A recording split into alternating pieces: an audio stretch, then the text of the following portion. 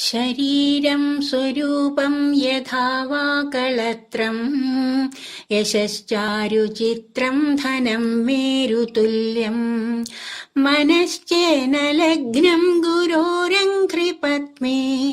തതഃ Kim കളത്രം ധനം പുത്രപൗത്രാദി സർവം ഗൃഹം ബാന്ധവാ സർവമേതദ്ധി ജാതം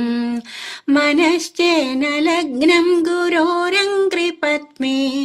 തതഃ കിം ഷഡംഗാധിവേദോ മുഖേ ശാസ്ത്രവിദ്യാ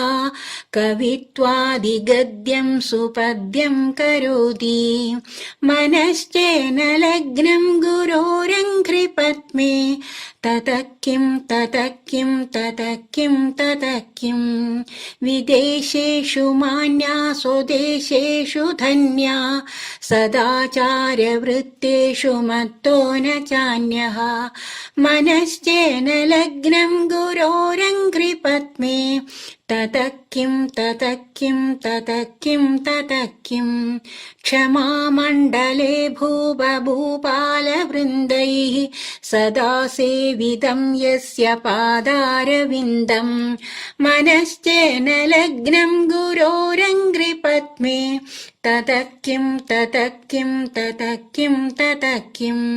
യശോ മേ ഗദം ദിക്ഷു ദാനപ്രതാപാത് ജഗദ്വസ്തു സർവം കരേയത് പ്രസാദാത് മനശ്ചേന ലഗ്നം ഗുരോരംഘ്രിപത്മേ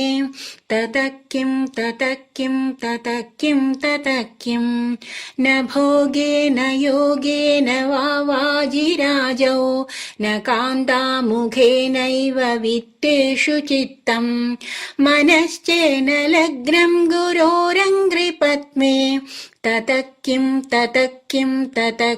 തതഃ കിം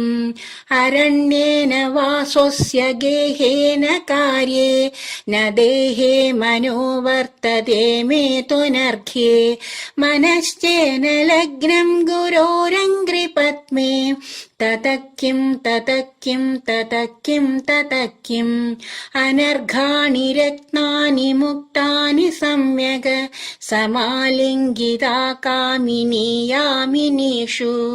മനശ്ചേന ലഗ്നം ഗുരോരംഘ്രിപത്മേ തതഃ കിം ഗുരോരഷ്ടകം യപ്പഠേത് പുണ്യദേഹി യതിർഭൂപതി ബ്രഹ്മചാരീ ച ഗേഹി ലഭേദ്വാഞ്ചിതാർത്ഥം പദം ബ്രഹ്മസംജ്ഞം ഗുരോരേകവാക്യേ മനോ യസ്യ ലഗ്നം ഗുരോരേകവാക്യേ മനോ യസ്യ ലഗ്നം.